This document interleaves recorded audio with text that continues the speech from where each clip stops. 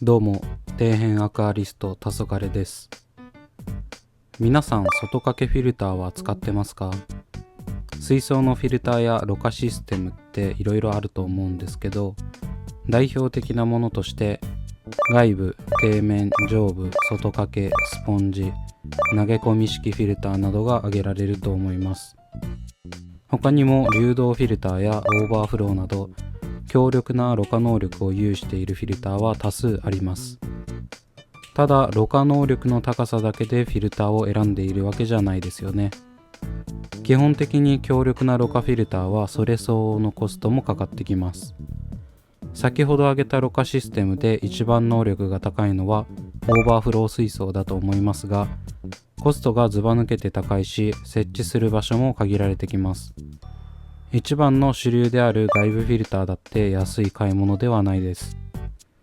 上部、スポンジ、底面あたりが低コストでろ過能力が高いイメージがありますね。ただ、上部は見た目の問題やメンテがしづらくなること、スポンジは水槽内の景観を損ねるので、レイアウト水槽には向いていないです。底面フィルターはその点、水草水槽でも採用されることがあります。超低コストで超高性能ろ過能力、底砂すべてをろ材として使用できるというロマンあふれる僕の大好きなろ過フィルターです。エアーポンプさえあれば使えるのでランニングコストも安いです。しかし取り出すことが実質リセットとなることがデメリットですね。じゃあ紹介したフィルターの中で圧倒的にお手軽で景観も損ねにくいフィルターって何でしょうか？そう、外掛けフィルターですね。小型水槽によく用いられるフィルターで、熱帯魚飼育セットにも入っているようなとってもメジャーなフィルターです。かくいう自分もアクアリウムを始めた頃に一番最初に使ったフィルターが外掛けフィルターでした。それだけ入門としては最適なフィルターなわけですね。ただ、世間一般的な外掛けフィルターのイメージって、ろ過能力は低いわ、ランニングコストは高いわで、メインフィルターとして使うにはちょっと役不足感が否めないですよね。しかし世の中にはそんなイメージを覆す外掛けフィルターがあるんです。それがこちら、テトラオートワンタッチフィルター AT75W です。日本で一番使われているでおなじみのテトラオートワンタッチフィルターの最上位モデルです。見てください、このでかさ。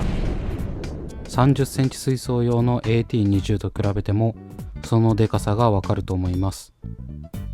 僕も今まで AT20 を持っていたんですけど、こんなに大きいタイプがあるって知りませんでした。幅がだいたい30センチくらいあるんで相当な容量になると思います。適正水槽サイズは60から75センチとありますが、どの程度まで取り付けられるのか後で検証していきます。気になるお値段はチャーム本店で3075円です。外掛けフィルターとしては高い部類ですね。ろ材はテトラバイオバッグとバイオフォームキットというものを使用するみたいです。付属で2つずつついており、左右2つに取り付けます。ワンサイズ小さい AT60 は同じろ材を1つずつ使う感じなので、単純に2倍使うことになります。ろ材の値段はテトラバイオバッグ4個入りが610円、バイオフォームキットは464円です。バイオバッグの方は2週間に1回、バイオフォームキットは6ヶ月に1度交換ということで、1ヶ月で約687円のランニングコストがかかります。正直バイオフォームキットはただのスポンジろ材なので、基本的にへたるまで半永久的に使えるかなと思います。それでもだいたい月600円程度コストがかかるわけですね。ここら辺はどうしても外掛けフィルターとしてはしょうがない部分です。ただ、多孔質ろ材やリングろ材など生物ろ過メインのフィルターにしてしまえばランニングコストもかかりません。路材の変更に関してはアクア系 YouTuber の方たちがすり倒している話題なので、ここでは深くお話はしません。単に外掛けフィルターに生物路材をぶち込むだけです。では早速中身を見ていきましょう。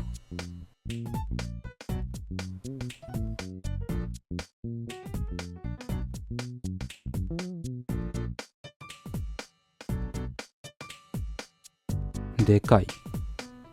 それしか言いようがないです。このフィルターの特徴はでかいです。見りゃわかるんで細かいところを見ていきましょう。外観は安っぽくなく、テトラの刻印も凹凸仕様でいい感じです。モーター部分はゴム製の部品とつなげて使うみたいです。ここで大変申し訳ないお知らせなんですが、給水パイプを紛失してしまいました。こういうとこ大型出てますね。給水パイプは大して説明することもないんでよしとしましょう。すいません。引っ掛けるくぼみがだいたい 1.7 センチくらいあるんで、枠付き水槽でもそれ以下の厚さであれば取り付け可能です。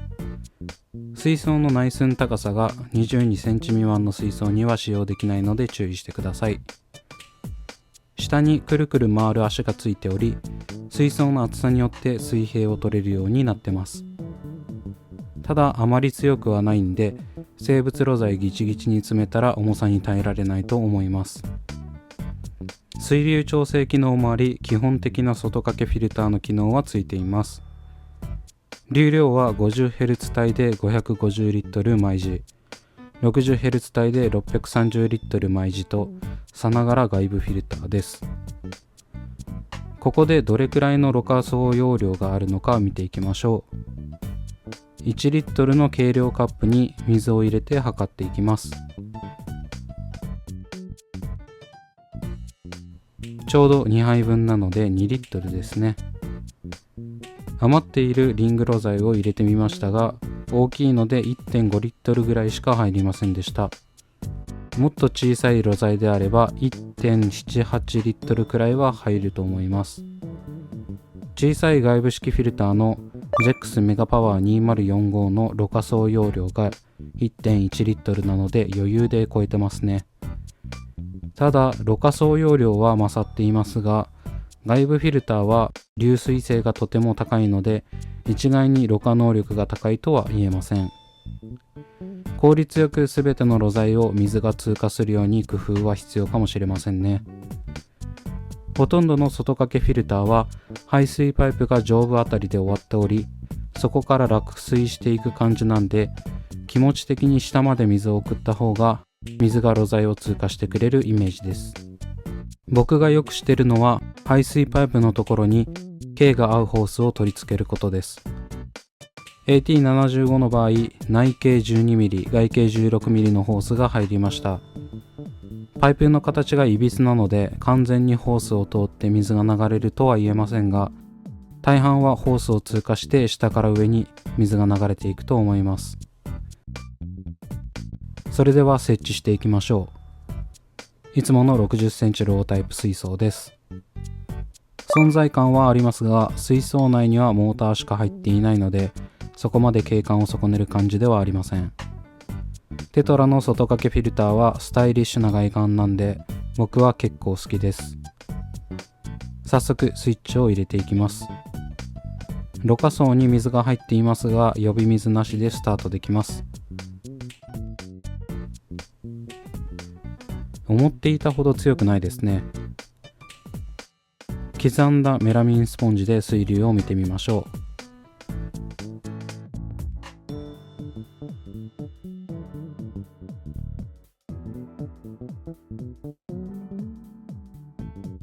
水流最大でこのレベルです。外部フィルターと同じくらいの流量ですが、圧倒的に水流は緩やかです。最小にしてみるとこんな感じ。